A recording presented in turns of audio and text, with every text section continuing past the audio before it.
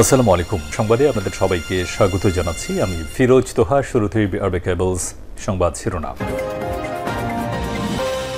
বাংলাদেশের সর্বশেষ গুরুত্বপূর্ণ আপডেট সংবাদে আপনাকে স্বাগত। শুরুতেই সংবাদ শিরোনাম, পরে বিস্তারিত। শুরুতেই জানিয়ে দিব, কক্সবাজারের সাবেক এমপি বদি গ্রেপ্তার। কক্সবাজারের টেকনাফে হত্যাচেষ্টা মামলায় সাবেক সংসদ সদস্য আব্দুর রহমান বদিকে চট্টগ্রামের পাঁচলাইশ এলাকা থেকে গ্রেপ্তার করেছে র্যাব। এরপর জানিয়ে দিব, সাবেক তথ্য প্রতিমন্ত্রী মুরাদের বিরুদ্ধে গ্রেপ্তারি পরোয়ানা। বিএনপির ভারপ্রাপ্ত চেয়ারম্যান তারেক রহমান এবং তার মেয়েকে নিয়ে কুরুচিপূর্ণ মন্তব্য করায় নারায়ণগঞ্জে দায়ের করা মানহানি মামলায় সাবেক তথ্য এবং সম্প্রচার প্রতিমন্ত্রী ডক্টর মুরাদ হাসানের বিরুদ্ধে গ্রেপ্তারি পরোয়ানা জারি করেছে আদালত। এদিকে 2 কোটিতে ভিসি এবং 50 লাখে অধ্যক্ষ বানাতেন দীপুমণি। গণঅভ্যুত্থানের মুখে গত 5 আগস্ট প্রধানমন্ত্রীর পদ ছেড়ে শেখ হাসিনা বিদেশে চলে যাওয়ার পর তার মন্ত্রিপরিষদ সদস্য এবং দলীয় নেতারা আত্মগোপনে চলে যান। আত্মগোপনে থাকা অবস্থায় সোমবার 19 আগস্ট সন্ধ্যায় গ্রেপ্তার হন সাবেক সমাজকল্যাণমন্ত্রী এবং আওয়ামী লীগের যুগ্ম সাধারণ সম্পাদক ডক্টর দীপুমণি। এদিকে 15 বছর কথা বলতে পারিনি, এখন 15 দিনে অস্থির অবস্থা। জনপ্রিয় ইসলামী বক্তা মাওলানা মিজানুর রহমান আজহারী দেশের মানুষের উদ্দেশ্যে বলেছেন, গত 15 বছর তো কথা বলতে পারেননি, আর এখন 15 দিনেই অস্থির হয়ে যাচ্ছেন কেন? গতকাল রাতে নিজের ভেরিফাইড ফেসবুক পেজে এক পোস্টে সব মন্তব্য করেছেন তিনি। এদিকে সারা দেশে 58 ইন্সপেক্টরকে আনা হলো ডিএমপিতে। সারা দেশে বিভিন্ন জেলা থেকে পরিদর্শক ইন্সপেক্টর পদমর্যাদার 58 জন কর্মকর্তাকে ঢাকা মহানগর পুলিশ ডিএমপিতে বদলি করা হয়েছে। এবং সর্বশেষ জানিয়ে দিব, অন্তর্বর্তী সরকারকে কড়া বার্তা দিলেন সার্জিস আলম। ভুল ত্রুটি হলেও অন্তর্বর্তী সরকারকে চাপে রাখবে বলে ছাত্র সমাজ জানিয়েছেন আন্দোলনের অন্যতম সমন্বয়ক সার্জিস আলম। আজ রাজধানীর জাতীয় অর্থোপেডিক্স পুনর্বাসন প্রতিষ্ঠানে পঙ্গু হাসপাতালে চিকিৎসাধীন আন্দোলনে আহত 140 জনের শারীরিক অবস্থা দেখার পরে কথা বলেন তিনি। প্রিয় দর্শক, এতক্ষণ শুনছিলেন সংবাদ শিরোনাম, এবারে বিস্তারিত। তবে তার আগে বন্ধুরা, অনুরোধ থাকবে সংবাদটিতে একটি লাইক দিন। এই চ্যানেলে আপনি নতুন হয়ে থাকলে আমাদের সংবাদটি দেখতে দেখতে চ্যানেলটি সাবস্ক্রাইব করে রাখুন। কমেন্ট করে জানিয়ে দিন আপনার মূল্যবান মতামত। জানিয়ে দিন বন্ধুরা, আপনি বিশ্বের কোন দেশ থেকে বা বাংলাদেশের কোন স্থান থেকে আমাদের সংবাদটি দেখছেন এবং শুনছেন। কক্সবাজারের সাবেক এমপি বদি গ্রেপ্তার। কক্সবাজারের টেকনাফে হত্যাচেষ্টার মামলায় সাবেক সংসদ সদস্য আব্দুর রহমান বদিকে চট্টগ্রামের পাঁচলাইশ এলাকা থেকে গ্রেপ্তার করেছে র্যাব। মঙ্গলবার 20 আগস্ট র্যাবের আইন ও গণমাধ্যম শাখার পরিচালক লেফটেন্যান্ট কর্নেল মুনিফ ফেরদৌস এই তথ্য নিশ্চিত করেছেন।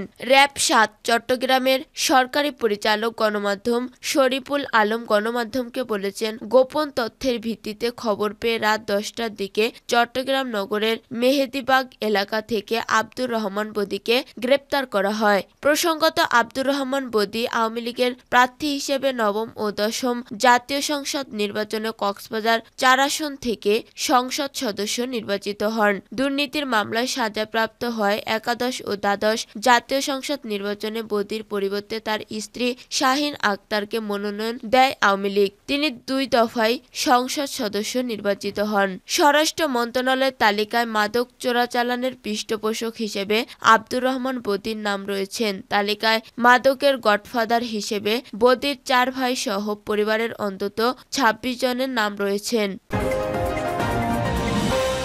সাবেক তথ্য প্রতিমন্ত্রী মুরাদের বিরুদ্ধে গ্রেপ্তারি পরোয়ানা। বিএনপির ভারপ্রাপ্ত চেয়ারম্যান তারেক রহমান ও তার মেয়েকে নিয়ে কুরুচিপূর্ণ মন্তব্য করায় নারায়ণগঞ্জের দায়ের করা মানহানি মামলায় সাবেক তথ্য সম্প্রচার প্রতিমন্ত্রী ডক্টর মুরাদ হাসানের বিরুদ্ধে গ্রেপ্তারি পরোয়ানা জারি করেছেন আদালত। বিষয়টি নিশ্চিত করেন নারায়ণগঞ্জ কোর্ট পুলিশের পরিদর্শক আব্দুর রশিদ। মঙ্গলবার 20 আগস্ট বিকেলে Narayanganj senior judicial magistrate Mohammad Kawsar Alam এই পরোয়ানা জারি করা করা হয়। মামলার বাদী ও আইনজীবী AKM ওমর ফারুক নয়ন বলেন, 2022 সালে তথ্য সম্প্রচার প্রতিমন্ত্রী ডাক্তার মুরাদ হাসান এবং উপস্থাপক মোহাম্মদ মহিউদ্দিন ওরফে নাহিদ হেলের বিরুদ্ধে মানহানি মামলা করেছিলেন। তারা বিএনপির ভারপ্রাপ্ত চেয়ারম্যান তারেক রহমান এবং তার মেয়ে ব্যারিস্টার জাইমা তারেককে নিয়ে একটি সাক্ষাৎকার কুরুচিপূর্ণ ও অশালীন মন্তব্য করেছিলেন। সে মামলাটি আদালত আমলে নিয়ে ডিবি পুলিশকে তদন্তের দায়িত্ব দিয়েছিলেন। তিনি আরো বলেন, ডিবি পুলিশ আদালতের প্রতিবেদন জমা দিয়েছে।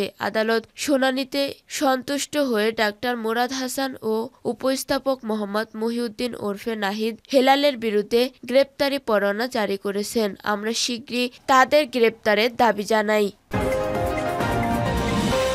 2 কোটিতে ভিসি, 50 লাখে অধ্যক্ষ বানাতে দীপুমনি। গণঅভ্যুত্থানের মুখে 5 আগস্ট প্রধানমন্ত্রীর পদ থেকে ছেড়ে শেখ হাসিনা বিদেশে চলে যাওয়ার পর তার মন্ত্রিসভার সদস্য ও দলীয় নেতারা আত্মগোপনে চলে যান। আত্মগোপনে থাকা অবস্থায় সোমবার 19 আগস্ট সন্ধ্যায় গ্রেপ্তার হন সাবেক সমাজকল্যাণ মন্ত্রী ও আওয়ামী লীগের যুগ্ম সাধারণ সম্পাদক ডাক্তার দীপুমনি। গত 11 বছরে দীপুমনি পররাষ্ট্র, শিক্ষা ও সমাজকল্যাণ মন্ত্রণালয়ের দায়িত্ব পালন করেছেন। এর মধ্যে শিক্ষামন্ত্রী থাকাকালে তিনি সবচেয়ে বেশি আলোচনায় ছিলেন। তার সময় শিক্ষা খাতে দুর্নীতি জাল ছড়িয়ে যায় সবার স্তরে। ক্ষমতার অপব্যবহার করে তিনি দেশের 5টি বেসরকারি বিশ্ববিদ্যালয় কক্ষিগত বলে অভিযোগ করেছেন। দীপুমনির বিষয়ে খোঁজ রাখেন এমন অনেকে বলেছেন, মাধ্যমিক স্কুলের শিক্ষক থেকে বিশ্ববিদ্যালয়ের ভিসি নিয়োগ পর্যন্ত তার হাত ছিল।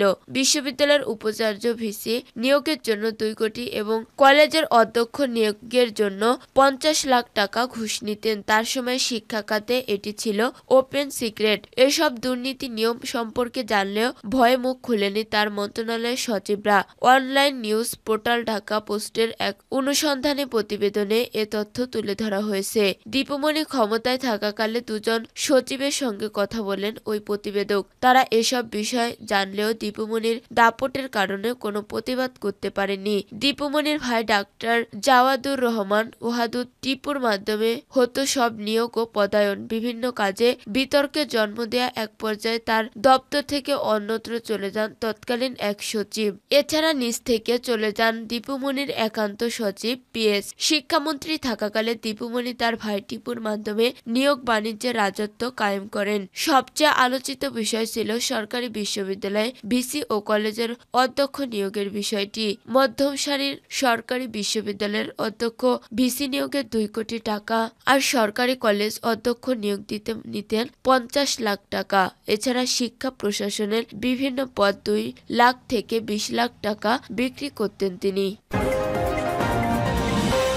15 বছর কথা বলতে পারেনি, এখন 15 দিনেই অস্থির। জনপ্রিয় ইসলামী বক্তা মাওলানা মিজানুর রহমান আজহারী দেশের মানুষের উদ্দেশ্যে বলেছেন, গত 15 বছর তো কথাও বলতে পারেননি, আর এখন 15 দিনেই অস্থির হয়ে যাচ্ছেন। মঙ্গলবার 20 আগস্ট রাতে নিজের ভেরিফাইড ফেসবুক পেজে এক পোস্টে এই মন্তব্য করেন তিনি। পোস্টে আজহারী লিখেছেন, উপদেষ্টাগণ দিনরাত এক করে কাজ করে যাচ্ছেন। সমন্বয়করা আহতদের খোঁজ খবর রাখতে হাসপাতালে দৌড়াচ্ছেন, আর একদল আছে তাদের দাবি দাওয়া নিয়ে। তিনি আরও লিখেছেন, গত 15 বছর তো কোনো কথা বলতে পারেননি, আর এখন 15 দিনেই অস্থির হয়ে যাচ্ছেন। ওনারা রোবট নন, ওনাদের সময় দিন, অধৈর্য হবেন না, আস্থা রাখুন। এর আগে গত সোমবার 12 আগস্ট আরেক পোস্টে আজহারী লিখেছেন, বিপ্লবোত্তর সামনের দিনগুলো বেশ ক্রিটিক্যাল। প্রতি বিপ্লব ঠেকাতে সদা জাগ্রত, সদা সজাগ থাকতে চাই। বিপ্লবী ছাত্র জনতাকে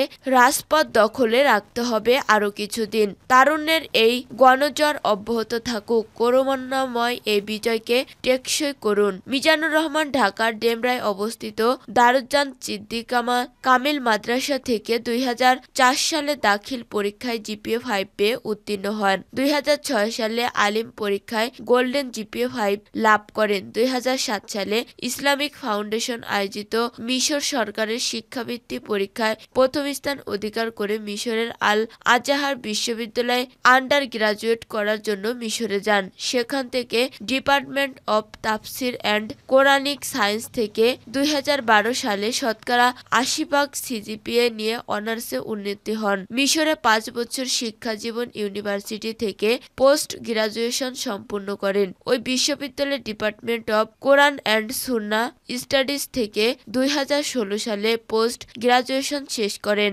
প্রসঙ্গত, ছাত্র জনতার আন্দোলনের মুখে প্রধানমন্ত্রীর পদ থেকে পদত্যাগ করে 5 আগস্ট দেশ ছাড়ছেন শেখ হাসিনা। ওই দিন একটি সামরিক কার্গো বিমানে ভারতের উদ্দেশ্যে উড়াল দেন তিনি। ছোট বোন শেখ রেহানা সহ ওই ফ্লাইটটি 5 আগস্ট সন্ধ্যায় ভারতের গাজিয়াবাদের হিন্দন এয়ারবেসে অবতরণ করেন। শেখ হাসিনা বর্তমানে ভারতে অবস্থান করছেন বলে জানা গেছে।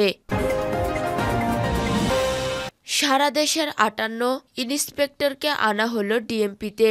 সারা দেশে বিভিন্ন জেলা থেকে পরিদর্শক, ইন্সপেক্টর পদমর্যাদার 58 কর্মকর্তাকে ঢাকা মহানগর পুলিশের ডিএমপি বদলি করা হয়েছে। মঙ্গলবার পুলিশ সদর দপ্তরের অতিরিক্ত আইজিপি মোহাম্মদ জহিরুল ইসলাম স্বাক্ষরিত এক প্রজ্ঞাপনে এই বদলি করা হয়েছে। এ আদেশে অবিলম্বে কার্যকর করা হবে বলে প্রজ্ঞাপনে বলা হয়েছে।